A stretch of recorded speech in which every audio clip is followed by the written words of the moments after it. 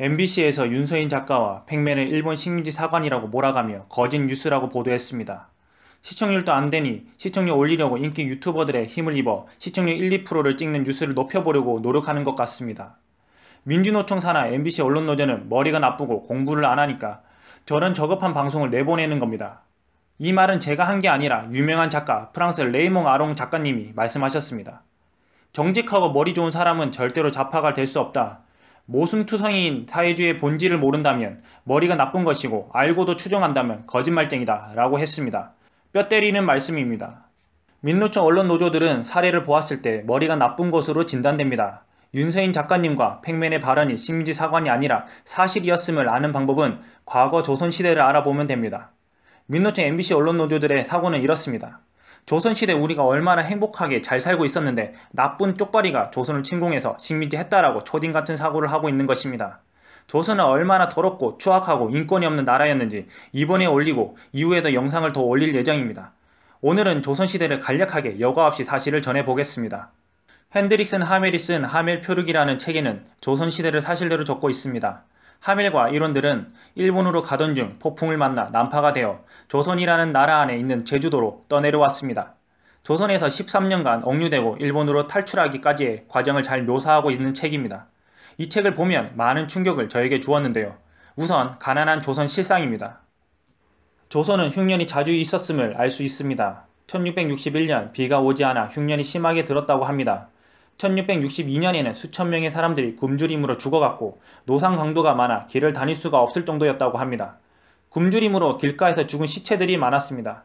국고를 깨부수고 곡식을 훔쳐가는 일도 있었지만 범인은 잡지 않았다고 합니다. 왜냐? 대부분 고위 관료의 종들이 한 짓이었기 때문입니다. 보통 백성들과 가난한 사람들은 살아남기 위해 도토리와 소나무, 소껍질, 잡초를 먹으며 살았습니다. 조선시대의 여자는 노비 정도로밖에 취급하지 않았습니다. 남자는 이미 자식 몇 명을 낳은 아내라고 해도 내보내고 다른 아내를 취할 수 있었습니다.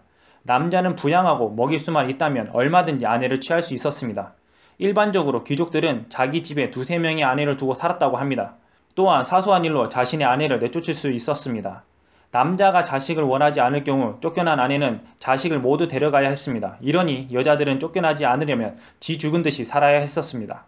흉년으로 수천 명이 죽어가는 나라에서 여자가 쫓겨난다는 것은 죽음을 암시하고 있을 뿐입니다. 또한 남편을 죽인 여자는 많은 사람들이 지나다니는 큰 길가에 어깨까지 파묻습니다. 여자 옆에는 나무로 만든 톱을 두어 양반을 제외한 모든 행인들은 그녀가 죽을 때까지 머리를 한 번씩 톱질해야 했습니다.